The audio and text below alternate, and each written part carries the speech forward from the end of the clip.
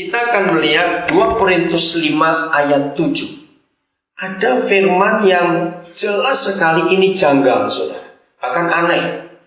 Kenapa aneh? Kita lihat ini. Atau kita baca bareng-bareng ya. 1, 2, 3. Sebab hidup kami ini adalah hidup karena apa? Percaya. Bukan karena melihat. Aneh bukan? Lah ngapain punya mata kalau begitu? Kalau hidup ini bukan karena melihat, tapi karena percaya. Saudara, maka itu orang-orang yang sok pintar. Ya, di dunia ini kalau saya temukan ada 3 kelompok orang pintar. Yang betul-betul pintar, yang kedua merasa pintar, yang ketiga itu sok pintar. Nah, saudara, saya tidak tahu saudara yang di bagian mana. Kalau saya tahu diri sendiri di bagian mana, saya tahu. Oke, saya ulangi. Di dunia ini ada 3 orang pintar. Ada yang betul-betul pintar, dia memang orang pintar. Ada yang merasa pintar, dan ada yang sok pintar. Oke, coba tanya pada diri sendiri, kira-kira saudara masing-masing di posisi yang mana? Kalau tahu itu salah, ayo kita berubah. Nah, orang yang sok pintar dan merasa pintar akan menentang firman ini. Betul tidak, saudara? Ngapain hidup? Nggak boleh melihat tapi suruh percaya. Ngapain punya mata? Hari ini kita akan belajar mengapa Papa kita berfirman seperti ini. Kenapa? Ya, kita tinggalkan dulu. Lihat satu lembar di sebelahnya, yaitu 2 Korintus pasal 4 ayat yang ke-18. Nanti kita akan mengetahui kenapa Papa kita menyatakan ini. Aneh, punya mata tapi nggak boleh dipakai untuk hidup. Pakai aja percaya. Ayat 18 sudah saya baca. Sebab kami tidak memperhatikan yang kelihatan, melainkan yang tak kelihatan. Karena yang kelihatan adalah sementara, sedangkan yang tak kelihatan adalah kekal. Nah, ini lebih gila lagi. Jangan memperhatikan yang kelihatan. Wah, ini repot. Yang mata duitan susah. Duit yang bisa dilihat, bukan? Maaf. Lalu apa arti firman ini? Sehingga kita diberi pandangan yang sangat indah. Yang kelihatan itu sementara, tapi yang sedangkan yang tidak kelihatan adalah kekal. Saya pernah baca bukunya Robert Schuller lama sekali, tahun 70-an akhir yang lalu. Robert Schuller pernah menulis satu kalimat tentang ayat ini dan saya setuju. Renungkan. Saya megang alat rekam, saya megang mikrofon, saudara yang punya handphone, saudara punya jam tangan, saudara punya alat-alat di rumah.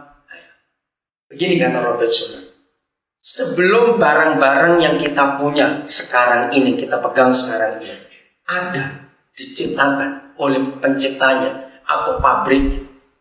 Barang-barang itu ada di mana? Ayo mikir coba.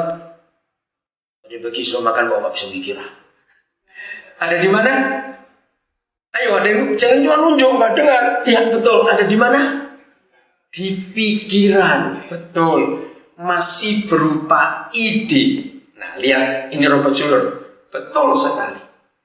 Ketika barang-barang itu masih di pikiran, di ide si penemu, dan barang-barang yang sudah diciptakan oleh penemunya dikeluarkan dari pikirannya, mana yang kekal, mana yang gak bisa rusak.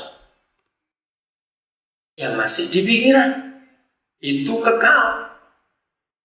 Yang sudah diwujud nyatakan, begitu kena udara dunia ini, dia jadi fana. Walaupun barang-barang itu nggak dipakai, dia tetap akan rusak. Karena cuaca, karena udara. Kalau begitu firman ini benar atau salah? Ayo jawab, begitu firman ini benar atau salah?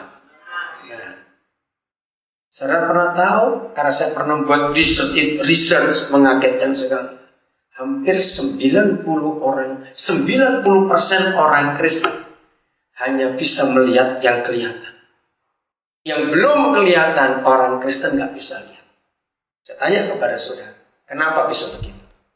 Sederhana sekali dalam hidup Kristen kita. Mengapa hanya kira-kira 10% orang Kristen yang bisa melihat yang belum kelihatan atau tidak kelihatan. Kenapa yang 90%? Nggak bisa.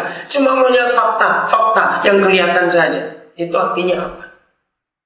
Ayo, pikir. Artinya apa? Susah beneran. Saudara jawabnya.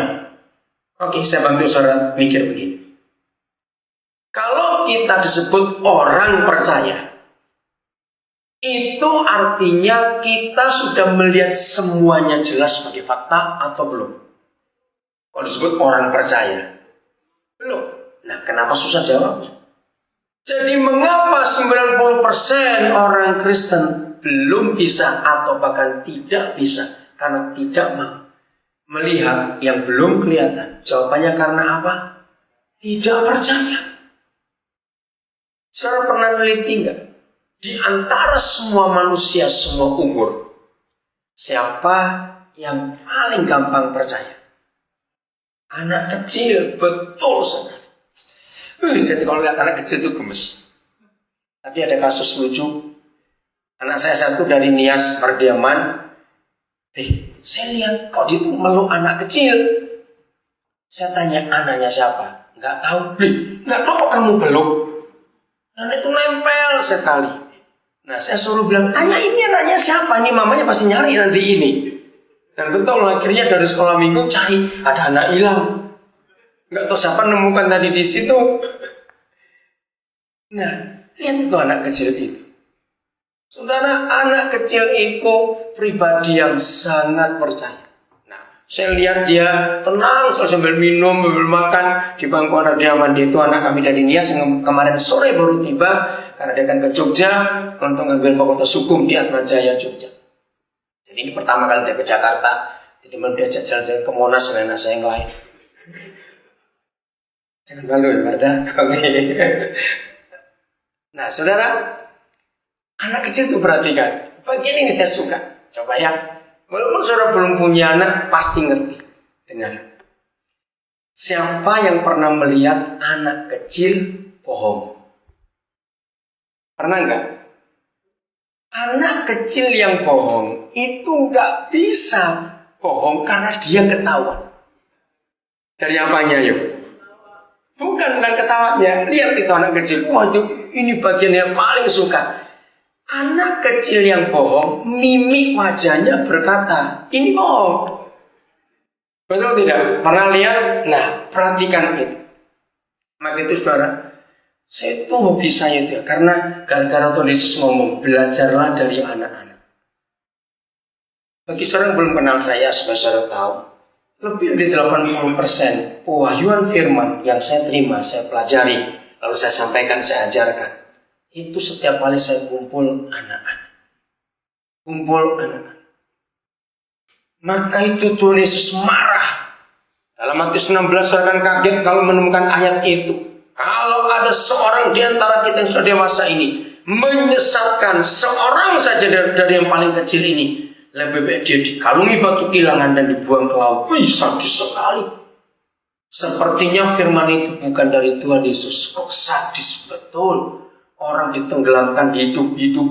Saudara tahu batu kilangan di Israel itu minimal beratnya 30 kilo. Karena kan dikasih leontin 30 kilo dibuang ke laut. Bukan leontin 5 gram. Saudara bisa bayangkan itu.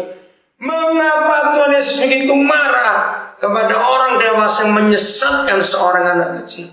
Karena anak kecil itu polos. Anak kecil itu genuine, murni betul. Nggak ada kesalahan. Maka kita orang tua sangat salah kalau kita bisa bertengkar dengan anak kecil. Yang goblok pasti si tua bangkai itu sudah gitu aja sudah. Pokoknya orang tua tidak boleh bertengkar dengan anak-anak. Saya menemukan dalam Alkitab, anak-anak itu adalah makhluk yang tidak pernah tahu salah itu apa, benar itu apa. Katakan amin. Lalu yang diketahui anak-anak apa? Semuanya benar. Anak-anak itu nggak pernah tahu salah itu apa, benar itu apa, tidak tahu. Jadi tergantung kita orang tuanya. Bagaimana kita akan membawa anak itu jadi benar atau baik masa dewasanya nanti. Tergantung kita berdua sebagai suami istri, sebagai papa mama. Waktu mereka masih kecil. Mereka itu masih murni, masih polos. Jangan dirusak.